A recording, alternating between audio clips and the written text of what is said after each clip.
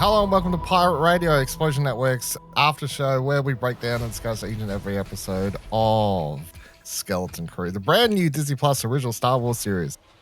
My name's Dylan Blight. Joining me, Ashley Hobley. Hey Dylan, excited to be here for this show that is definitely not an adaptation of Treasure Planet.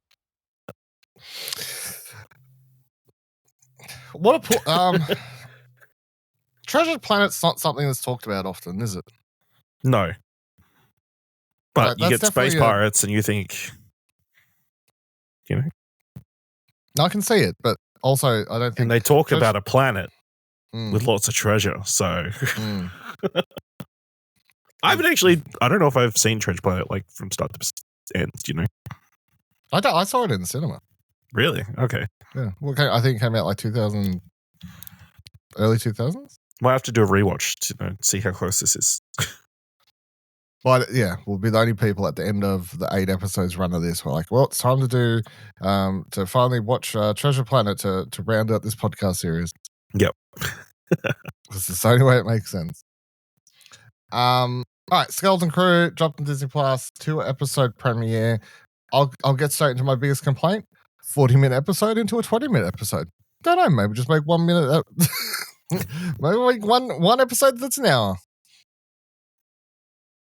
No, I didn't mind it, like, because they definitely felt like separate episodes. I think obviously the first episode was longer because it needed more time for more setup. We're in this age of streaming where episodes are as long as they need to be. And, Still, well, the first episode directed by John Watts. He one of the creators of the show. He allowed himself more time. Yeah. So yeah, more first resources. episode John Watts, second episode David Lowery. What are your reactions? How are you feeling about this show? We both literally just finished watching it. So. Very positive. Like, obviously, it's tonally quite different to anything else we've seen from Star Wars so far. Like, aesthetically, it's like quite different to anything we've seen from Star Wars so far. At least what we see of Ad-Adin. And even like the pirate stuff. That's like, we really haven't delved into that aspect of Star Wars, and I guess it's exciting, something fresh. And I think the young kids like make it feel fresh and something different. So yeah, I'm pretty pleased with these first couple episodes. Yeah, it's good shit. I'm back. Star Wars is good again. Finally. You're telling me I'm getting this and Andor season 2? Oh, I'm going to be enjoying Star Wars for a little while. And then... Yeah. Then the Mandalorian ingredient will come up. We'll see how we go after that, but that's fine. I just love, like, even the show starts and you have that, the pirate sequence at the start where they're attempting to hide Jude Law's voice under the mask. Good for them. I appreciate that they think that they're trying. I mean, that sequence, fine. Wait, what? What? No, didn't even click. Didn't even recognize it. You're telling me Jude Law is the pirate at the start of the episode? I mean, obviously. Nah, no way. That sequence was fun. But it's when we get down to the planet when we start getting introduced to the kids and just everything from the morning routine, cereal, the toys, the everyday life stuff, the catching of the school bus, the fact that when the two kids meet up, they have this like Jedi lightsaber battle on the side of the street there, and like just all of that. I was like, oh, this is so good. This is all just stuff.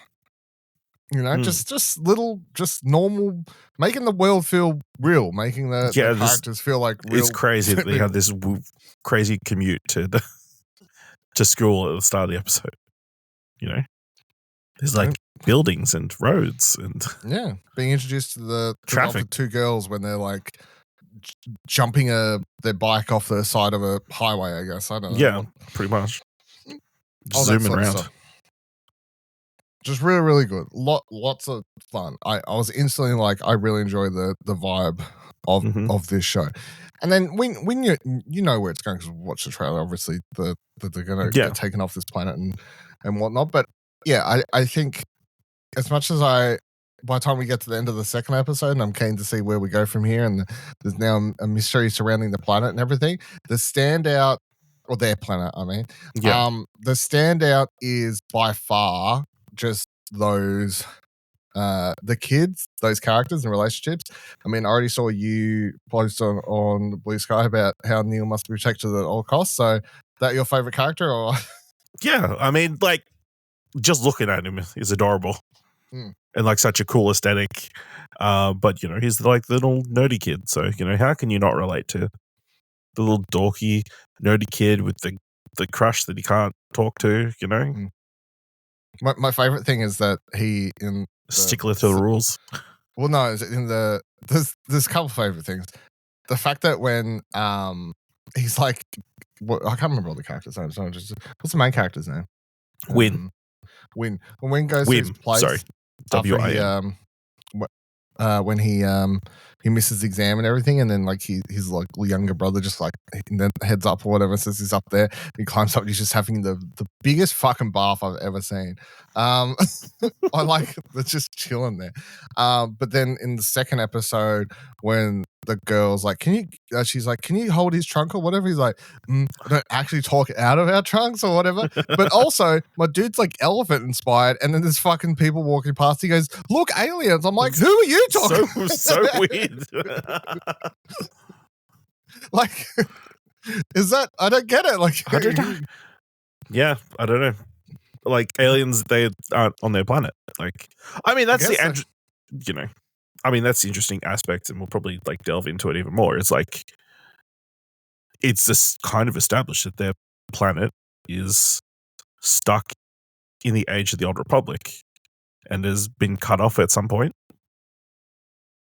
secluded themselves from the rest of the universe, and they've just kind of, you know, I guess the government there has kind of created some sort of cult fear to like cut them off from the rest of the world. You're not allowed to go past the barrier.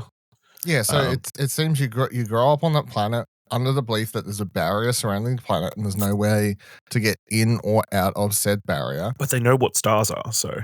But they've never seen them. Yeah. Is the thing. But they know what they are. Yeah. So you get taught that. They're using all the Old Republic credits, which is obviously a rarity now. Yeah, it seems to be some setup to seclude them away from the New Republic.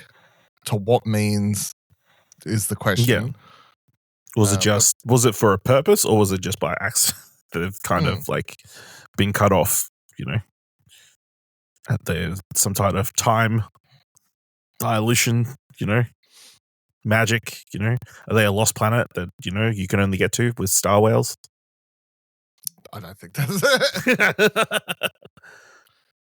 And then you got to wonder. This is this is the planet from that episode of Ahsoka, but it's the other side of the planet they're on. Oh, fucking.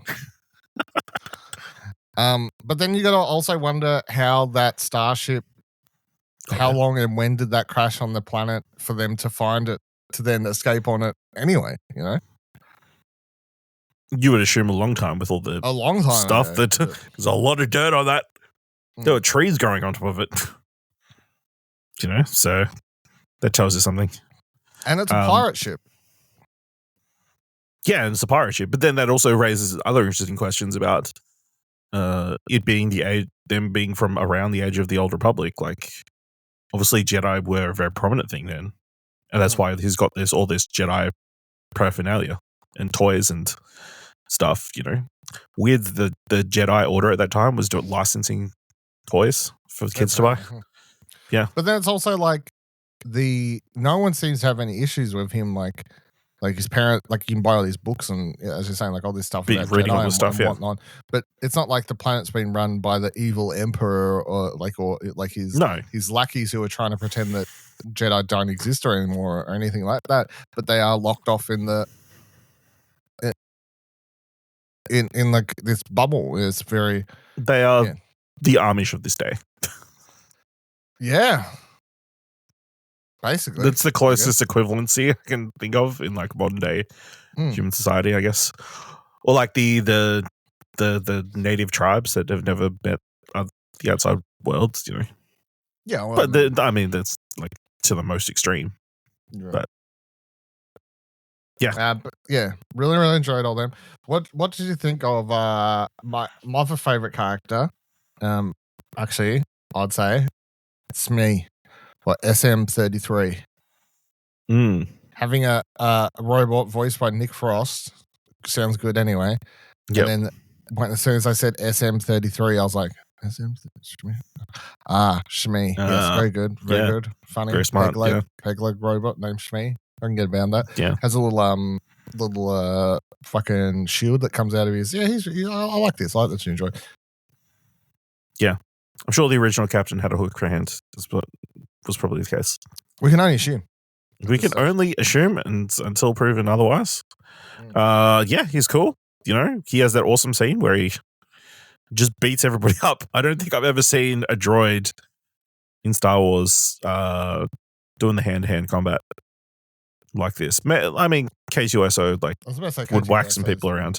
But this one, like, he seemed like he was designed to do martial arts, I guess. Punch people. Obviously, he had the circular arm pieces to like block lasers and that kind of stuff. So very cool design, and it's really disappointing he's dead. Now he comes back. Probably.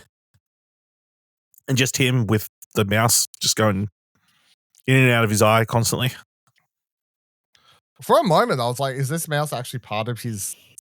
Like, he's running thing. He's ratatouilleing this droid. Yeah. I mean...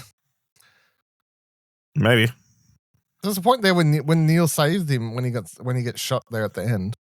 And then Neil saves a little bug. I'm like, oh, like he's and then the rat is smart enough to almost get the key.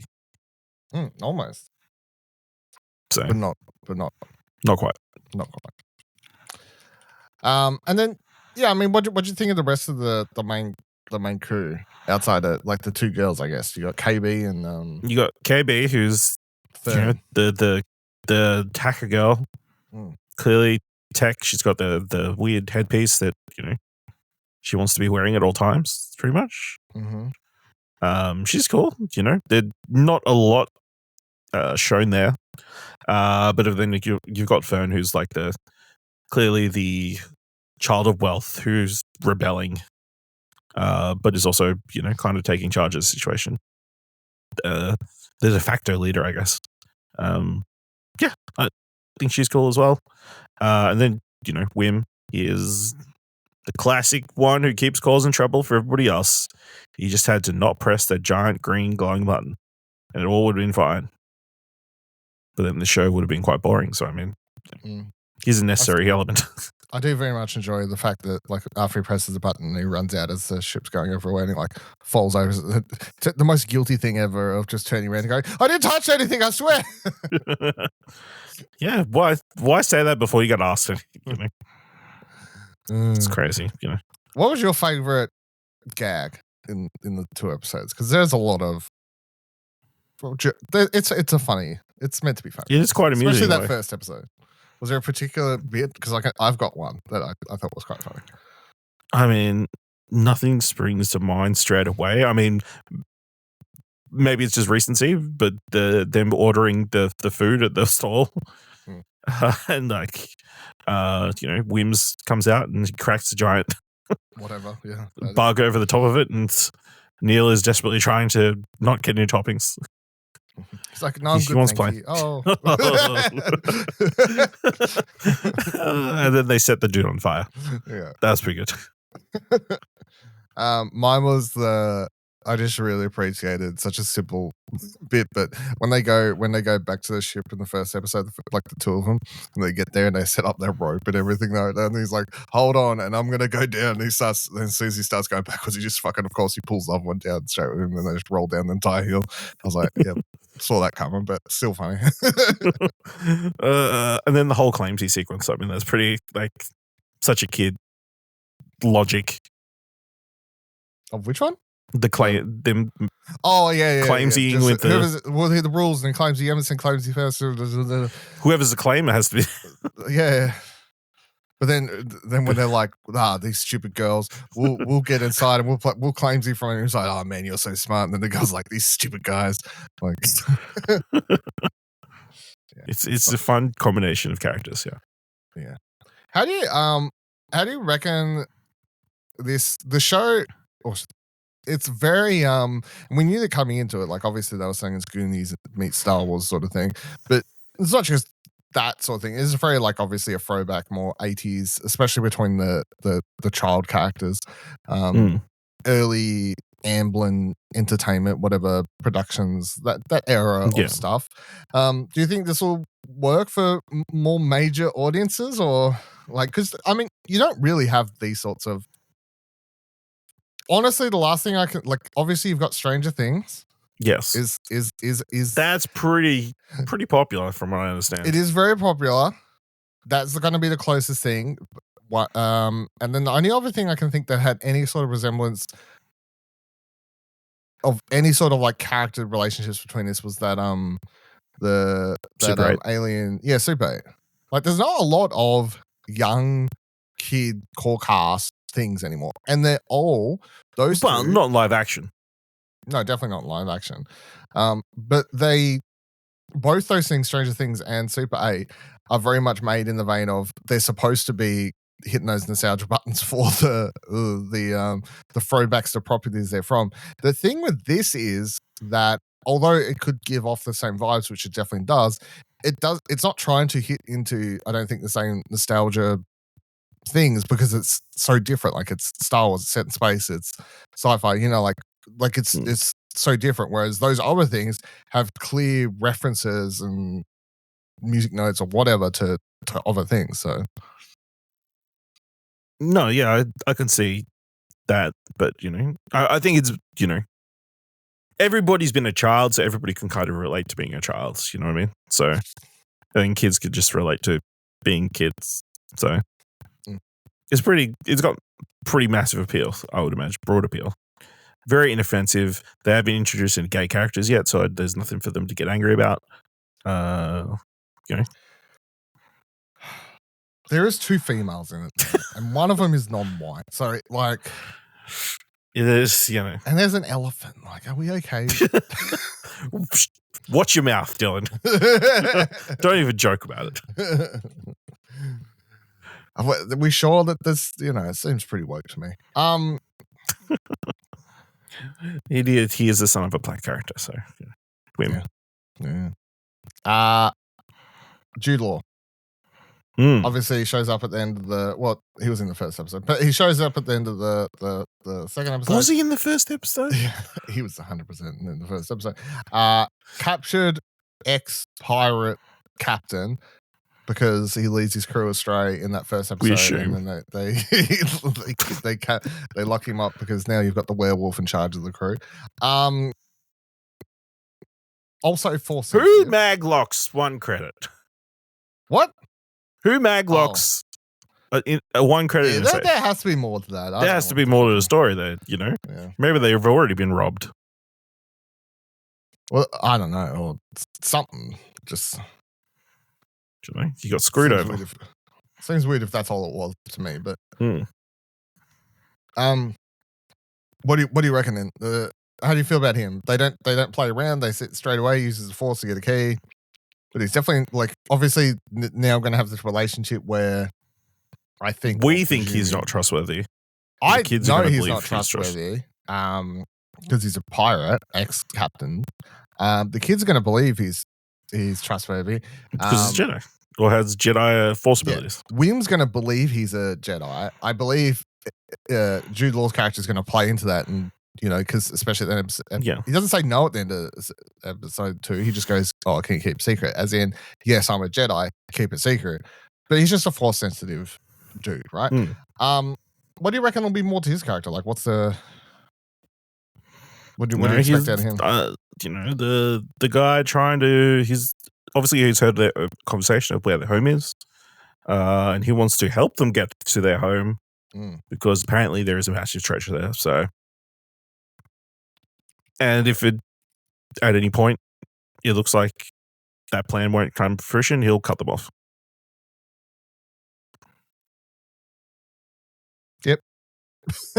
I mean, I don't think it's going to be too complex. No. But then over the course of the series, he'll learn to love these kids and want to protect them with his life. So, it turns out he's got a heart of gold after all. I reckon that's the road the road will go down. Absolutely. His abilities to force, do you reckon he's like a I don't know, where do you reckon that's going to come from? Because I reckon he has some force ability. He's never been trained. He's like, it's like Broom Boy. Mm. He's just realized that he can pull that broom across and he doesn't need to walk those extra couple meters. Mm. Very limited. Now, do you reckon people will be okay with this because he's Jude Law, or are we going to get up in arms about this? Because from my understanding, the only people that are allowed to have force powers are important Jedi and Sith. Are we okay with a random pirate? No, he's white, force so it's abilities? going to be fine. Yeah, that's a good point, actually. Fair call. And he doesn't have enough force powers to be called a Mary Sue, so. As long as he's not moving planets or spaceships, he'll be okay. Moving the key with no train, that's fine. Yeah. Okay. Like just pickpocketing. Just wanted to clarify. With a force. Yeah. Anything else in these 2 episodes? I love the pirate planet. And all the little weird creatures around. The weird attack droids that they're demonstrating and takes off somebody's nose. She was the lady who's clearly bodied like a model for a adult establishment who comes and helps the kids and says you're not supposed to be here. Also fun. And just the little ferryman person just getting super excited and Wim pulls out. Well, it makes sense afterwards. It makes sense afterwards. He gives them what? Two of them. 2 credits. He's like, fuck yeah, he runs off. Yeah. It's like, fuck it. Things, super excited and happy about, how this played out. So he was like, this is my best day ever. Best payday ever. Absolutely. So excited for that. I'm excited for more of the parents. Kerry Condon playing Fern's mum is a great actress. So obviously these parents want to get these kids back. And then I'm excited to see more of Nell's family. Because we only see them through the mirror, through the window. See more of Nell's family? Well, all the parents are going to band together to be able to try and rescue their kids, right? Yeah, I guess that makes sense. Do you think Nell's? Do you get the impression that Nell's parents don't care that he's suddenly disappeared? Yes. No. Neil's. No, yeah. I guess they could. That would make sense. Yeah. Other exciting thing for this series in the coming weeks is I think the directors behind this series. Lots of really exciting people, really interesting. I think reading from the Wikipedia, next week again, David Lowery. Following week is the Daniels. Academy Award winners, Daniels. The week after that is Jake Shear, who is doing the Thunderbolts, which looks pretty solid, but also did Robot on Frank. That's a cool movie. Bryce Dallas Howard, and then Lee Isaac Chung, the director of Twisters. That's the penultimate episode before John Watts come back. Really interesting. So yeah, very interesting, very exciting, cool world. Yeah, it really is a skeleton crew. It is, yeah. Because they're skeletons. All right. Well, I got nothing else for this week. I'm excited. It turned out well. I'd been holding out hope this series would be good. And I'm glad that that's the direction we're going. Again, I'm excited to learn more about the world of Atlan. It's like there's clearly no police there. It's all droids. It's all droids, yeah. And everybody's just an analyst. That's pretty boring. Yeah, there's some weird shit going on there. There's some weird shit going on that planet. Some weird shit, yeah. They're just your career is decided when you're 9. Pretty fucked up. Yeah, there's definitely some oddities going on there, I think. So. Yeah.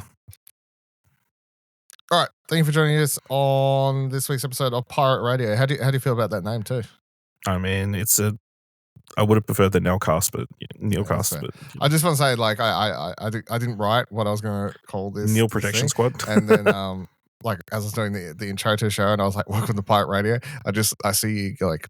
I was like, "Oh, I got a nod of approval, so that's fine. I'll move on." I mean, it could be Space Pirate Radio. Yeah. Look, I figured out the name between finishing Star episode Pirate. 2, Yeah. going to take a piss and coming here. You know, like, if I'm being honest, I feel like that was pretty good. So That's fair. yeah, thank you. All right, so thank you for joining us on this week's episode of Pirate Radio. Of course, Whole Con Entry's Star Wars show on ExplosionNetwork.com. Check out the website, find all the cool things over there. Follow us on Blue Sky at ExplosionNetwork.com, and come talk to us over there if you would like. And we'll be back next week to talk about the next episode. Really exciting. Hopefully, it's not 20 minutes. Would love 40 minutes. That would be good. But we'll find out. I think it's like 37. I can survive. Over 30 is at least the what I'm asking for. Yeah. Is bare minimum. Thank you very much. All right. Goodbye.